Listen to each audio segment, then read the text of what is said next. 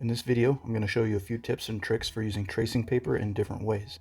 I'm also going to be layering this video a bit so you'll see the process build step by step instead of just jumping into the final drawing.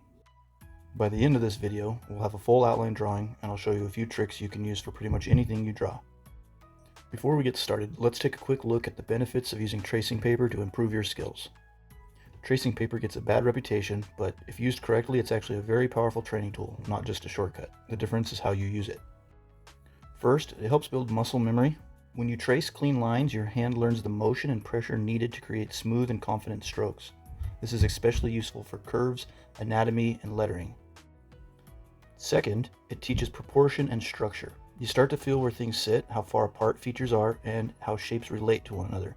Over time, your brain begins predicting these relationships without needing the reference. Third, it breaks down complex drawings. You can isolate parts of a drawing like just the head, the hands, or folds of fabric and study them individually without being overwhelmed by the full picture. Fourth, it helps improve line confidence. Beginners often sketch in scratchy and hesitant lines. Tracing encourages deliberate, continuous strokes, which is a huge step towards cleaner art. Fifth, it helps speed up your learning process. The real benefit comes from when you trace first, then redraw from memory or reference without tracing. That's where the skill is locked in. Last, it helps understand techniques. Tracing artwork lets you analyze line weight, shape simplification, and stylistic choices in a very direct, hands-on way. Now, on to the fun parts. For this demonstration, we're going to use an actual drawing from my first children's book, A Cat Named Jinx. First thing we're going to do is a full image transfer. I'm going to draw out an outline of this cat and then use tracing paper to move that onto a clean sheet. You want to use some tape to tape the paper down so you don't chase your lines all over the place.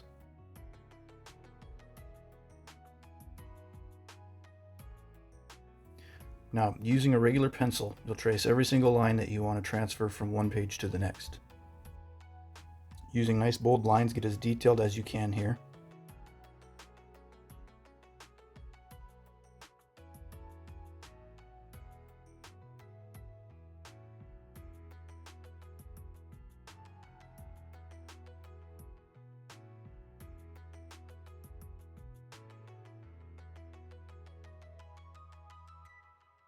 It doesn't hurt to every so often lift your paper and make sure you're getting every line. It's easy to bypass a few, but the more meticulous you can be, the better your transfer will go.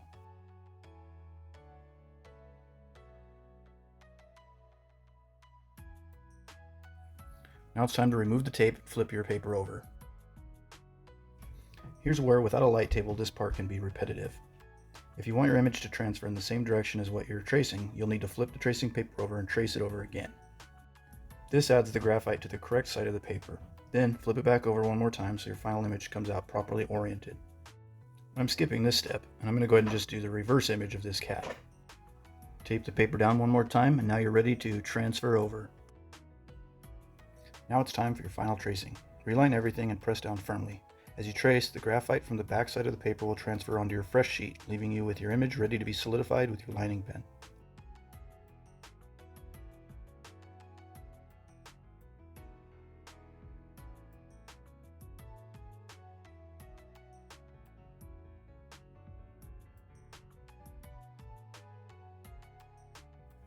There it is, fully transferred and ready to be detailed and lined like a pro.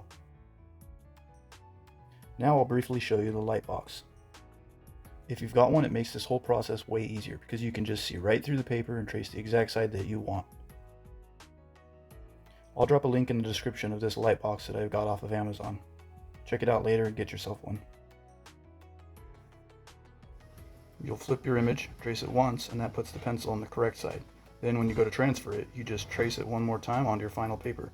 It's much easier, much faster, and cleaner way to get the same result.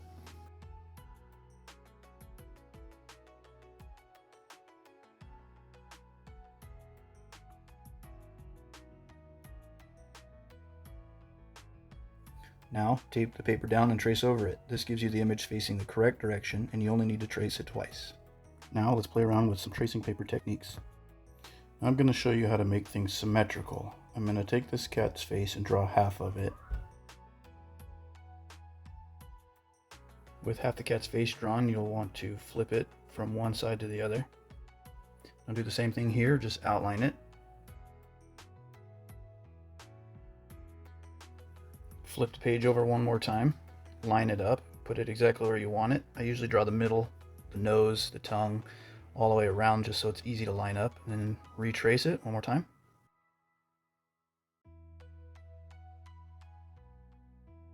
Now you have a symmetrical cat face, and you only had to draw half of it. This works on skulls, on faces, on just about anything that needs to be symmetrical. Use your pencil to fine everything up before you do the pen and make everything as detailed as you want it. This works for sizing as well. Say you want to draw one paw and you want it to be the same size on the other one, you just do the same thing. I just outline the paw here.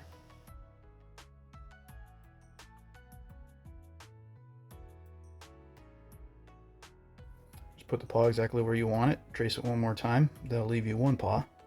Instead of trying to draw the other paw the exact same size, you just mirror image it, and there you go, it's the same exact size.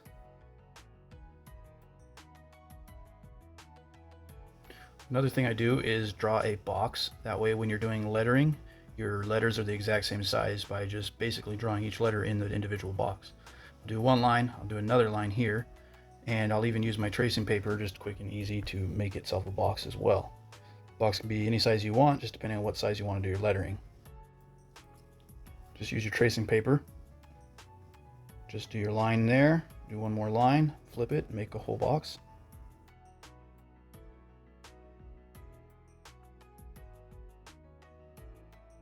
Now when you're doing lettering, if you keep them within the box, each letter should be basically the same size as you go. That, and you can also use this tracing paper method to create shapes like this. That way you don't have to use a ruler. It's easy, mainly just trying to get the same size of each letter. That can be rough sometimes. You'll start with one letter, it's the size you want it, and as you go the letters get bigger or smaller. But if you just do this, you can have two boxes. Each letter fits the box and everything's exactly the same.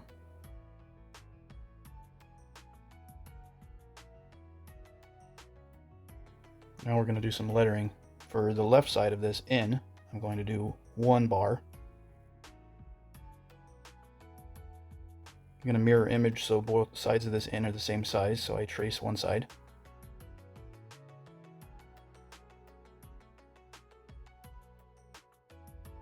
I'm going to use the piece that I traced just to get the sizing correct. If you wanted to make an M, you could easily just do that, but we're going with an N, so I'm going to go ahead and put it down like this to get each side left and right the same size and same width.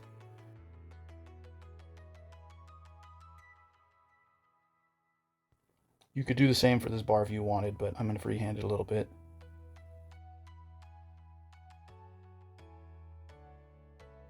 Now we're going to go ahead and do an H. So I'm going to use the same size here as I used for my H, just move it over. I'm going to outline the top of this box just so it's even centered in the box. To have the same thickness, I'm going to go ahead and just use this portion as my H, so I'll trace it. Just continue using that tracing paper to make everything nice and even. Now I'll go ahead and just trace this since an H mirrors itself on the other side, and then I'll flip it.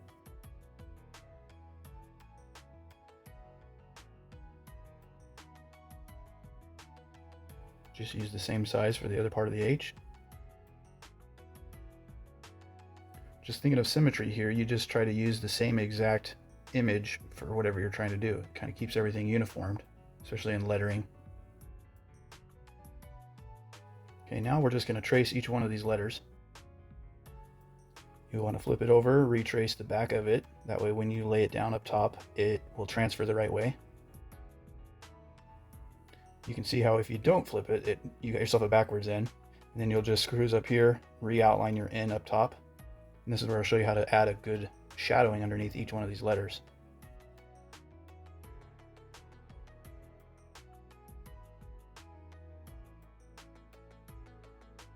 Pick it up, move it slightly over. You'll want to outline each one of those to get you that shadow.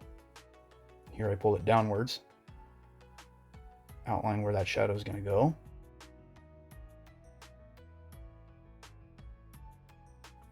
Now you just color in the back portion of the shadow. Go ahead and do the same with our H.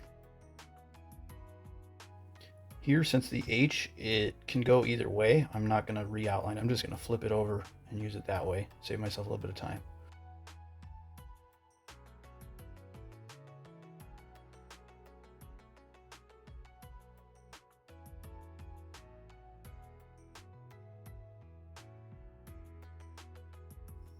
Now I'm going to go ahead and do the same thing here. Line up the H, pick it up and over or down to the left. It shows you where your shadow is. Outline those. Now you just kind of fill in where your shadow, and you'll see it take place. Here I'll show you just an easy way to mimic one thing from one side to the other. I'll just draw 3 small circles here.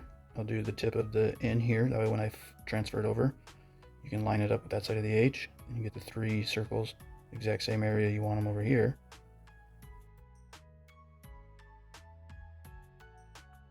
Just kind of use both sides of the paper to get it where you need it to be, and then you have mirrored circles from one side to the other. Here I'll just show you one more thing to do. Just go ahead and do your flame. Do the same thing with the N. Just transfer it over on one side to the other.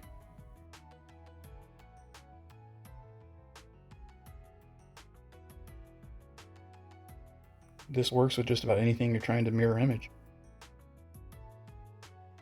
So now you can just kind of maneuver around on your pencil and figure out how you want everything to look.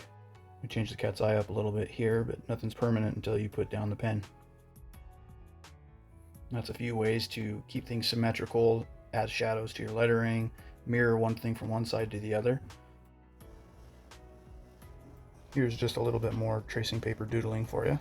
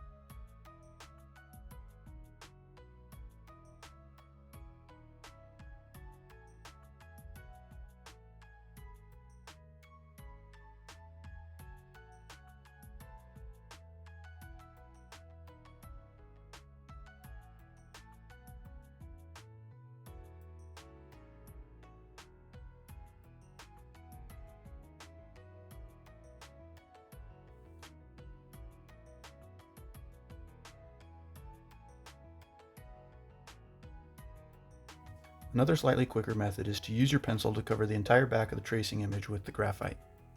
This speeds up the outlining process and still transfers the graphite onto the paper underneath.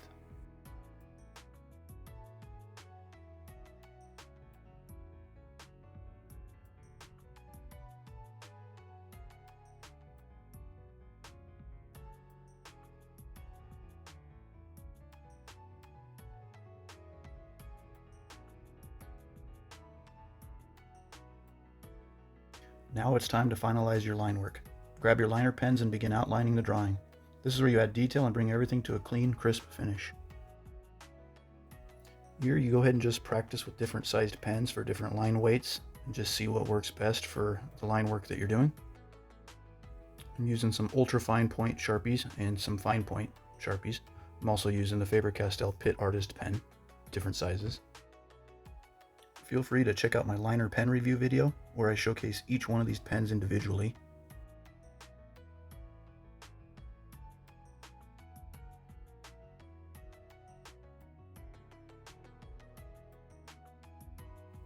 Finally, before you move on to shading and coloring, erase all the extra pencil marks. This will leave you with a clean, solid line drawing. Keep practicing with tracing paper. It's a great way to build confidence and improve your art skills as you progress. If you're wondering why I left this cat's face unfinished, you'll have to tune into my next video on my Sketchpad playlist.